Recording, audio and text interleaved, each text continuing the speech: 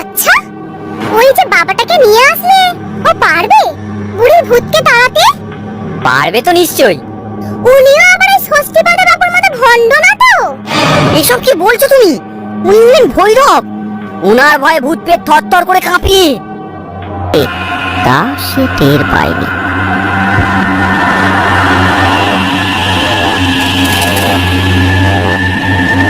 তখন প্রায় মাঝরাত। হঠাৎ একটা অট্টহাসিতে ঘুম ভেঙে গেল ভৈরবের। ভৈরব উঠে দাঁড়ালো।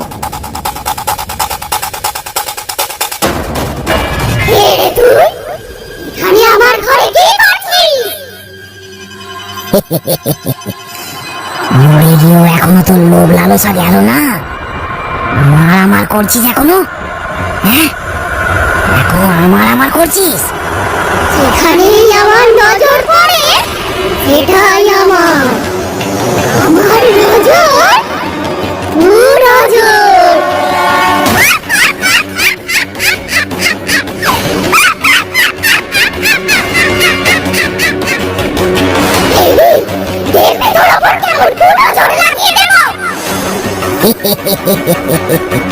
জন্ম থেকেই ছিলাম আমি শ্যাম বরণ কালো, তাই মায়ের হাতের কালো না, সাদা চন্দনের টিকায় আমার ফুটতো দিনের আলো।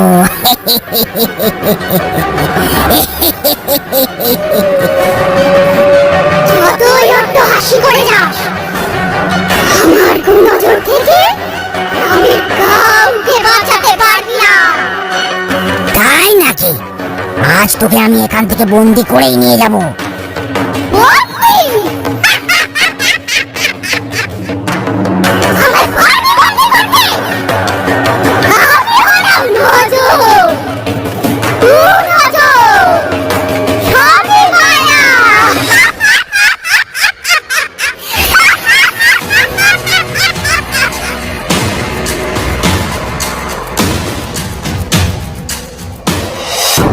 ভৈরব এবার খুব দ্বন্দ্বে পড়ে গেল। এ ভূত তো কিছুতেই নত হচ্ছে না। ভৈরব এবার তার মন্ত্রের প্রয়োগ করতে লাগলো, কিন্তু কিছুতেই কিছু হলো না। সত্যি এটা কুনজর, মায়া। ভৈরব এবার ঠিক করলো একে বিনাশ করা ছাড়া আর কোনো উপায় নেই। এই মায়াকে বিনাশ করার জন্য ভৈরবের অস্ত্র মায়া। তখন ভৈরবের মনে পড়ল, মায়াকে তো সে সাথে করে নিয়ে আসেনি। ভৈরব নিরুপায় হয়ে আবার দাওয়ায় বসে পড়ল। দেখলে তো আমার রূপ? যা ফিরে যা, কাল যেন তোকে আর না দেখি।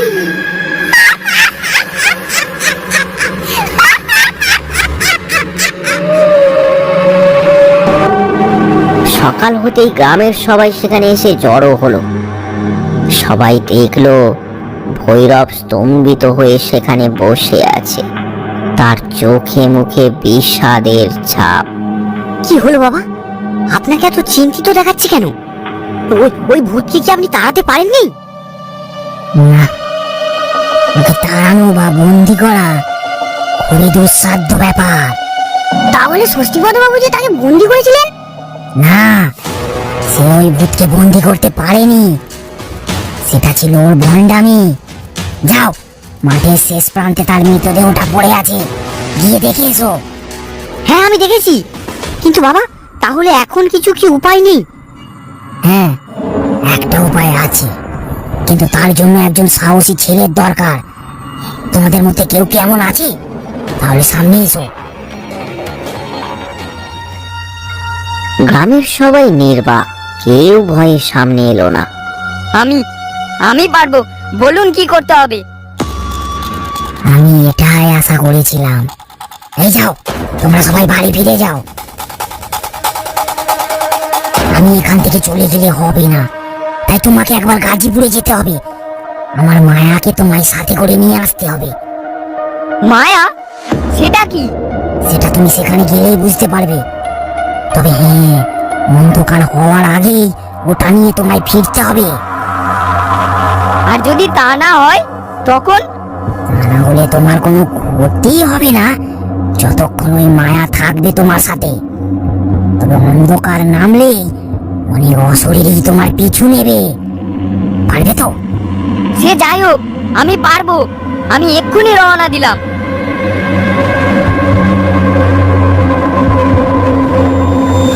ঘোতন রওনা দিল গাজীপুরের উদ্দেশ্যে। এখন শুধু তার ফেরার অপেক্ষা। ভৈরব নাওয়া খাওয়া ভুলে সেখানেই বসে।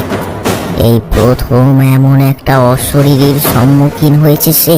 তাকে শেষ করা না পর্যন্ত ভৈরবের শান্তি নেই। গ্রামের কেউই আর সারাদিন সেই দিকে এলো না।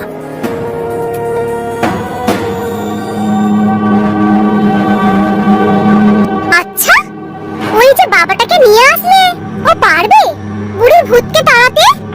পারবে তো নিশ্চয়ই। উনিও আবার এই ষষ্ঠী পাতা বাবার মতো ভণ্ড না তো?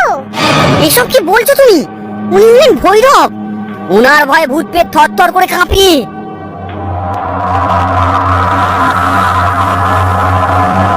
এদিকে সন্ধ্যা হয়ে গেছে। ভৈরব অপেক্ষা করছে ঘোতনের জন্য। আজ পরিবেশটা একেবারে শান্ত। কোথাও কোনো ভৌতিক আভাস পাচ্ছে না ভৈরব। তাহলে কি ভূত গা ঢাকা দিয়েছে? যদি এমন হয় তাহলে তো খুবই সমস্যায় পড়তে হবে।